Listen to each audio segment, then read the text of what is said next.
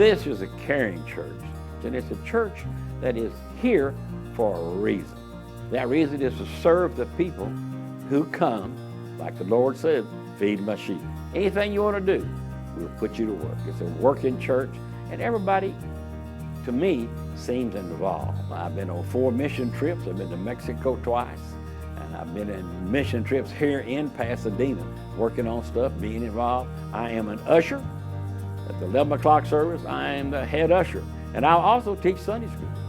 And that is a big job. For me, it's a big job. And I think that's the trick in this church, is being involved.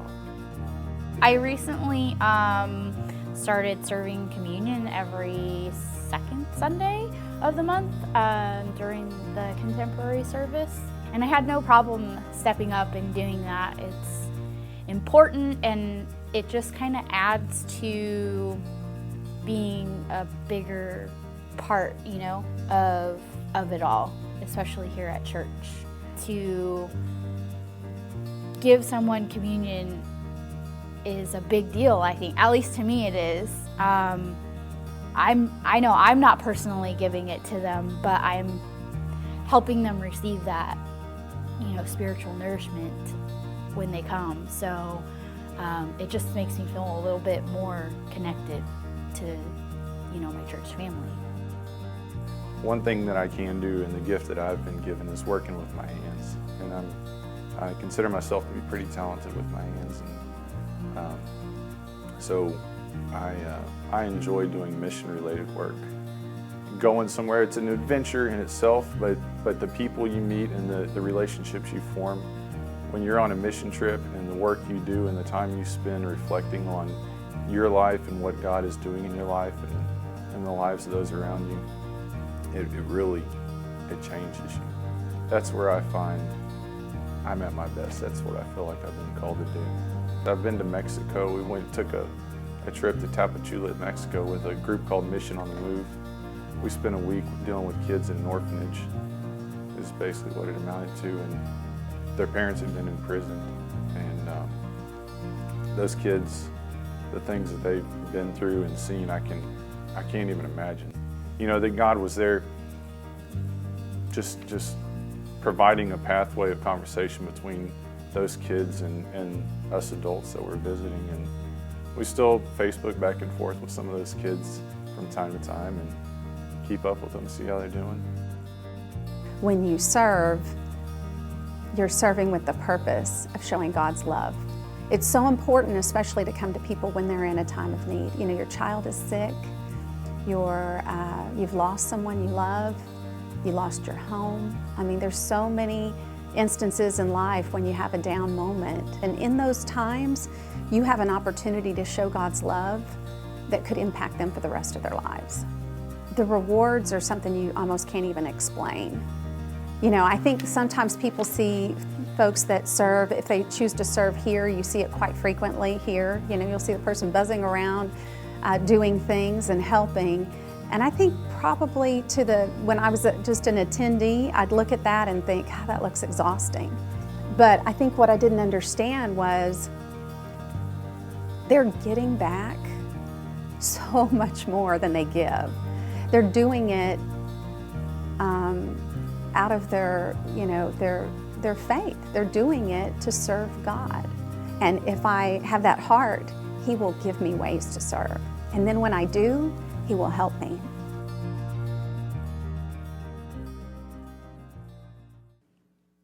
Well, when I was a kid, I wanted to be the greatest at anything, something. I just wanted to be the greatest. And so one of the things that I got into when I was in the 3rd grade was I rode my bicycle every single day, and I finally convinced my parents to buy me a BMX bike. And so they bought me a legit BMX bike. And so I had a yellow Schwinn Stingeray. I think that's what the model was. But I traded that out and got this BMX bike. And these were in the days before Google. I don't know how anybody figured out anything before Google. How did you figure out where things happened and what to do? But somehow my 3rd grade brain put together and figured out, maybe I went to the public library. I don't know how I figured it out, but I figured out that I could race. the BMX bike. And I began to get dreams of being the greatest BMX racer ever. I dreamed of sponsorships, and I dreamed of world tours, and I dreamed of fans. Hey, Mike. And so finally, my parents took me to the BMX track on a Friday night.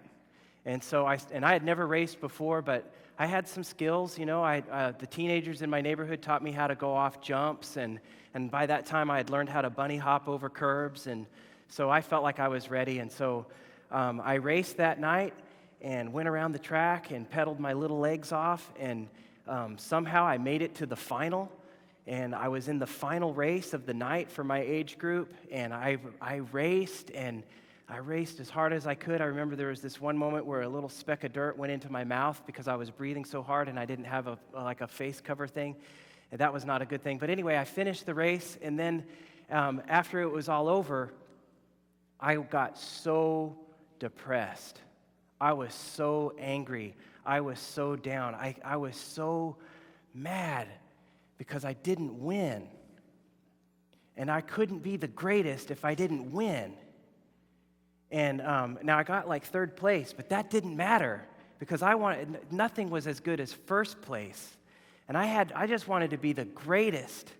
And because I couldn't be the greatest at that, I never did BMX racing again. I expected to be the greatest right off the bat, and it didn't happen. And so, you know, as I've aged, I've begun to realize that there are certain things that I will never be the greatest in. I won't be. And as I've aged and my body has become less flexible, and as I've started to break down in my mid-40s now, I know I'm not going to be the greatest. I'm not even going to be as good as I used to be. But I think in my heart, I still harbor this desire to be the greatest. And I think all of us do probably to some degree. I know that for me, like I still at times get tempted to want to be the greatest preacher in the greatest church, in the greatest city, in the greatest state, in the greatest country, in the greatest planet, in the greatest solar system in our galaxy. And but then I'll meet somebody who preaches better than me, or is more organized than me, and I realize that's hard to do. And I think some of us, maybe we've given up on some of our dreams about being the greatest, but then we still have that in us. So we try to outdo each other, and we try to edge each other out from time to time. We celebrate if we get the closest parking space to the building instead of somebody else. We also seek to be the greatest vicariously.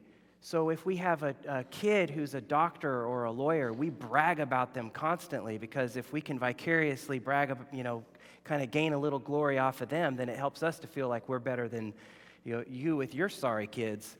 And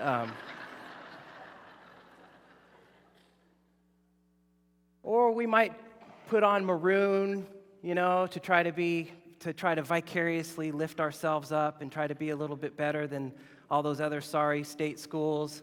Or we might put on burnt orange, to try to, and we just have these ways of trying to be greater than. If we can't be the greatest, then at least we're not as bad as that guy. And that's kind of what we do. And this is just part of the human experience. This is part of what human beings have been about for a really long time. In fact, there's a time in the Gospels where we see that the disciples, the followers of Jesus, they have that same desire. They also want to be the greatest.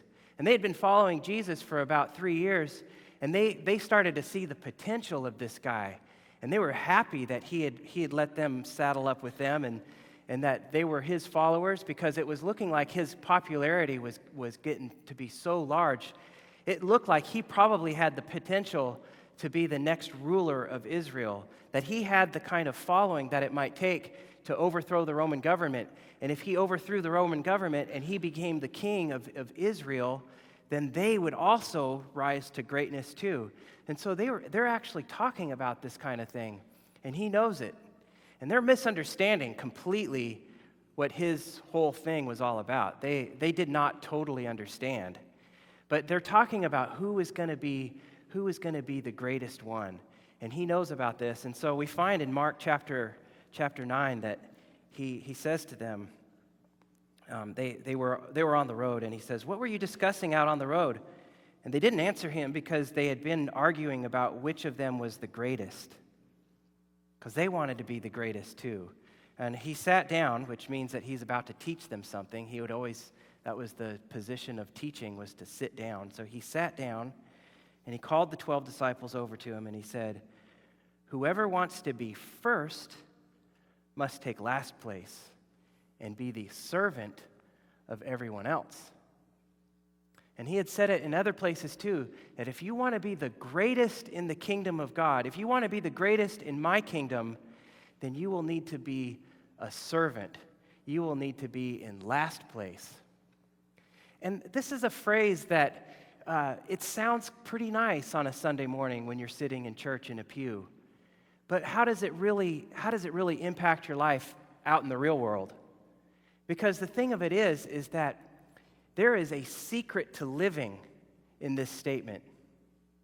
If we can really capture what he's saying right here, we will discover a truth that will make our lives incredibly more wonderful. If you want to be first, then you'll need to be last. If you want to be the greatest, then you'll need to be a servant. There is such a powerful truth in this. And so Jesus, at the end of his ministry, he decides that at his last meal that he has with his closest followers, he is going to offer them some things. One of the things that he offers in that last meal is he offers them Holy Communion. But he also does this other thing, and we find this in John chapter 13. He takes off his outer garment and he wraps a towel around his waist. And when he wrapped a towel around his waist, he took on the role of a servant, because servants would have a towel wrapped around their waist. And so he wraps a towel around his waist, and he takes some water, and he pours it into a basin, and he begins to wash the disciples' feet, drying them with the towel that was around his waist. Now, it was customary in those days that people would be offered water if they were a guest in someone's home. They would be offered water to wash their feet. Normally, they would wash their own feet, but also it was not uncommon that if the host of the house had servants, the servants would do the washing of the feet. And so when Jesus does this, he's really taking on the role of a servant. And of course, their feet would have been kind of dirty because they didn't wear shoes like you and I wore. They wore what I consider to be the greatest footwear of all time, which is basically flip-flops. And so they were wearing what were basically flip-flops. But so their feet got dirty out there on the road, and so he did that as an act of hospitality.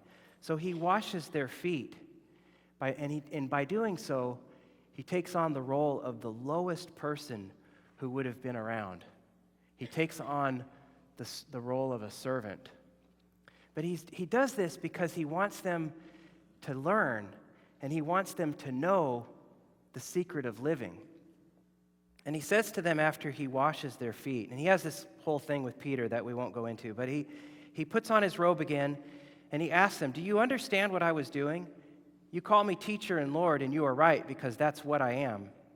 And since I, your Lord and teacher, have washed your feet, you ought to wash each other's feet. I have given you an example to follow." So what he's doing here is he's giving us an example. He's giving us an example to follow. This washing someone's feet is just one example. Basically, what he's doing is he's trying to teach them to be a servant, to be somebody who serves other people. And he says to them, "Do as I have done to you. I tell you the truth, slaves are not greater than their master, nor is the messenger more important than the one who sends the message. And now that you know these things, do them, and you will be blessed." See, if we discover the beauty of being a servant, we will discover a life filled with blessing. It is in serving that we become most in contact with the reign of God, with the kingdom of God. When we serve, that's when we get to discover life as God intended it. It is the quickest way to experience the presence of God. The easiest way to experience the presence of God is to serve. And when you serve, your heart gets filled. And when your heart is filled, it changes the quality of your whole life. If you will do these things that Jesus asks you to do, you will be blessed. That's why he wants you to do it. What Jesus wants for us is to have a life that is filled with life. He wants us to have that life that God dreamed for us to have from the beginning. God's desire for you and for me is not to go around feeling down and dejected because we're not the greatest. God does not want for us to go around trying to outdo each other and trying to put down someone else's children. God wants us to be filled with joy. And the way to fill that joy and to have that joy is to serve. It's to get down and wash each other's feet. In the discipleship pathway, we've been talking about these different marks. These are marks of discipleship. They are life marks. These marks kind of they point to how we're doing in our following of Jesus. And so we talked, if you'll turn in your bulletin, there's a sheet that says First UMC Pasadena Discipleship Pathway. And at the top of that sheet, we say our mission, which is leading people to follow Jesus with their whole life for the transformation of the world. That's why the church exists. The church exists to lead people to discover this life as God intended it, which is about following Jesus with your whole life. We also named we went through and we spent a week on each one of our values, talking about our values. And then the last 4 weeks leading up to today, we've been talking about our life marks. The first is, as a follower of Jesus, I strive to give my whole life to worshiping God. And we named 3 bullet points on what might be included in that. The next one was, I give my whole life to growing in my knowledge of God, and we gave 3 bullet points for that. Last week it was, I give my whole life to developing relationships, and we gave 3 bullet points for that, which you can read. And so today, as a follower of Jesus, I give my whole life to serving God. And if you want to, you can write that in. I give my whole life to serving God. The first of the bullet points is this: I give my whole life to serving God in my local community and beyond. To be serving God and to experience that joy, it includes serving God right where we live, doing things right in our own community, but also beyond our local community. And so this is a church where this is going on. We have a number of things happening in our church that are having an impact on our local community. One of the things that we're doing right now as a church is Kids in Motion. And we have some kids this morning with green T-shirts on. They are participants in our Kids in Motion camp. This is one way our church is serving God in our local community. Another thing that we do is Vacation Bible School, which is coming up, I can't remember, in a couple weeks? There you go, July 13th to the 17th. We also have a Society of St. Stephen office, which reaches out to people that are in the community and serves people's needs in a variety of ways. This year, we also started something called RISE, which was a mentoring program that we began in partnership with Miller Intermediate School. Today, we also have with us a bunch of folks that are there's a bunch of people wearing red that didn't go to UM Army, but those who are wearing red that did go to UM Army, could you guys just stand for a moment so we can see you? These folks in the red shirts that are standing there, they went to Carthage, Texas this past week, where they served people that live in and around Carthage, Texas. They built wheelchair ramps, they built porches. I don't know what all you did. I know you did those kind of things. And so this is a team that we commissioned last week. We sent out into the mission field. They did a bunch of work, and they're back. And so we celebrate what God did through your service for those folks. And let me just ask you guys, does your heart feel more full of the joy of the Lord now than a week ago? Oh, come on, shake your head or do something. Okay, they're just kind of tired, but yes.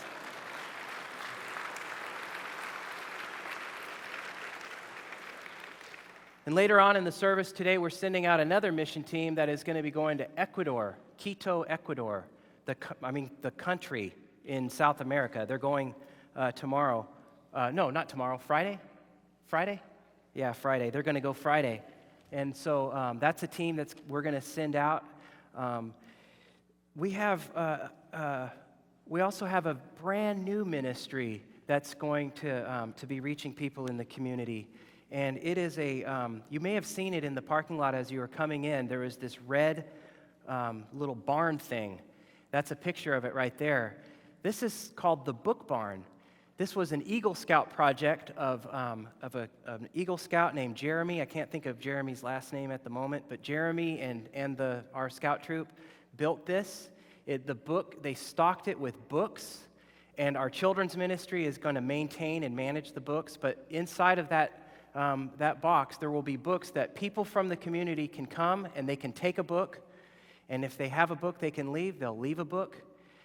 We will have Bibles in there. We hope they don't come back. We hope people take Bibles and use them.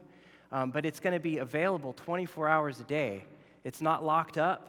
It's there for the community. It's a take one, leave one community library. And this is a way for us to promote literacy in our neighborhood. And so I wanted you to know about that. We serve God in our local community and beyond in a lot of different ways too, besides just with church activities. We serve God and the community and beyond through things like the Rotary Club. We serve God and the community beyond and our local community through a variety of things. One of the ways that people serve God is by giving of themselves in military service. And while July 4th is the day that we celebrate our country's independence and we celebrate our country's birth, we acknowledge that there are people to whom we owe a debt of gratitude because they've put themselves in serving their country and serving God by serving in our military. And we're going to honor our veterans at the close of the service. There are so many things that we can do through the church and also not in the church to serve our local community and beyond. And this is something that people who follow Jesus with their whole life are involved in. The next thing that I want to talk about is, it's on your sheet. As a follower of Jesus, I give my whole life to serving God. And the second bullet point is, in my church. This is our base of operations. The purpose of our existence is to help people to follow Jesus with their whole life for the transformation of the world. But we need a base of operations to make that happen. And so it's important for people to serve God here in this church. And there are so many ministries. I couldn't possibly list them all, but I'll name a few. Our ushers are part of that. Our greeters are part of that. Our coffee bar is part of that. Our communion team is part of that. Our choir is part of that. Our receptionists who volunteer time during the week and help answer the phone are part of that. Our Prayers and Squares quilting ministry is part of that. There are so many things that we do where we serve inside the church to make our base of operations stronger. And so that is something that followers of Jesus are also involved in. The last one is a little harder to really describe. It's something, you know it when you see it. And it is, as a follower of Jesus, I give my whole life to serving God however I can throughout my whole life. And this is throughout each day of my life. As followers of Jesus, it's not enough to just be part of a mission team once a year or to be part of some kind of a program. It's not enough to do that and then also serve in some way at your local church. The whole idea is that we be foot washers every single day in our homes, in the grocery store, everywhere we go. If we really want to experience the joy of God in our life, we will be seeking to serve God everywhere we go throughout our whole life. And I want to share with you about a person that I got to meet recently. A couple weeks ago, my friend Ted and I went to Nicaragua for a surf trip. And we went to this surf lodge where they divided up surfers into little groups. Ted and I were our own little group. We were maybe, I don't know, we had our own special needs, so they just had the two of us. And so we had a surf guide, and his job was to take us around and get us to different surf places and get us back to camp successfully. His name was Renato. That's him. He's tall. And he is from Brazil, and he was our surf guide. And the thing about Renato, the reason I wanted to talk about him, is that Renato, within the first 5 minutes of meeting him, you learn that he is a follower of Jesus because he tells you. And everywhere we went throughout Nicaragua together, Renato was serving the Lord.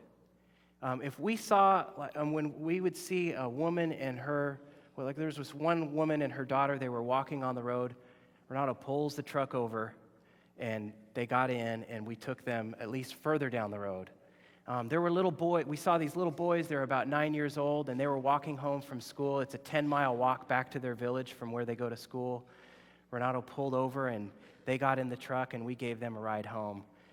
Renato is known in the area as being a person who has a big heart. When we were finished with one of our little surf adventures, we had food left over. Renato didn't ask us if we wanted it to, for snacks for later. He gave it to people. And it made my heart just fill up to see this. So he just was giving. And every person he would talk with, he would talk about Jesus. He would say, the best of life comes from Jesus. Renato was not a wealthy man. He had a dirt floor home. He will never have political status. He's just a guy. But I would tell you, he's one of the greatest people I've ever met. And what makes him great is because he serves the Lord every day of his life. I want to show you one more picture. This is a picture of Ted with some kids. These kids walked a mile because they saw Renato in the truck drive down the beach, and they just wanted to talk with Renato. They just wanted to be around Renato.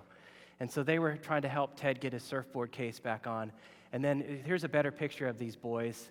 And Renato they walked all that way, and Renato was talking to them about surfing and about fishing, and then he talked to them about Jesus. And the one on that side, his name was Guapo, which means handsome. And so anyway, I just wanted to share that about Renato. He's somebody who I want to be like, because to me, he is somebody who really is one of the greatest in the kingdom because he knows how to serve. He knows how to serve, and he knows how to give. You and I are called to follow Jesus with our whole life. You and I have been optimally designed to have a life that is filled with life, that is overflowing with life. And it is right there in front of us. And it's just a matter of deciding to serve God, serve his children. Amen.